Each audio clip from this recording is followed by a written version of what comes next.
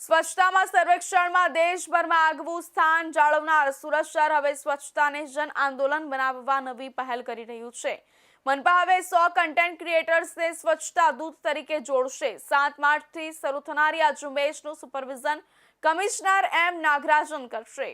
સ્વચ્છતા સર્વેક્ષણમાં સતત મોખરે રહેતું સુરત શહેર હવે પોતાની છબીને વધુ મજબૂત કરવા અને જન ભાગીદારી વધારવા માટે કમિશનર એમ નાગરાજન દ્વારા 50 સુરત શહેરના અને 50 ગુજરાતના કન્ટેન્ટ ક્રિએટર્સને સ્વચ્છતા દૂત તરીકે જોડવામાં આવશે. આ અભિયાનનો મુખ્ય ઉદ્દેશ્ય સોશિયલ મીડિયાના માધ્યમથી યુવા પેઢી અને નાગરિકો સુધી સ્વચ્છતાનો સંદેશ અસરકારક રીતે પહોંચાડવાનો છે.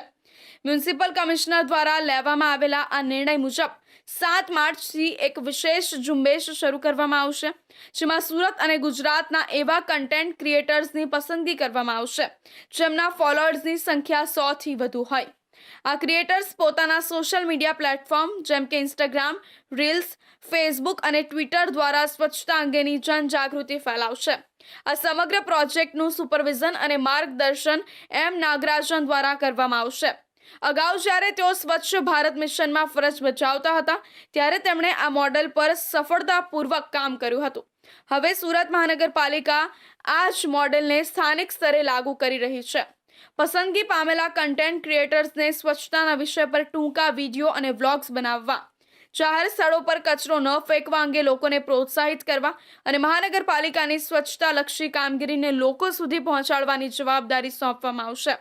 તંત્રનું માનવું છે કે આજની યુવા પેઢી પરંપરાગત જાહેરાતો કરતાં સોશિયલ મીડિયાના પ્રભાવ હેઠળ વધુ છે.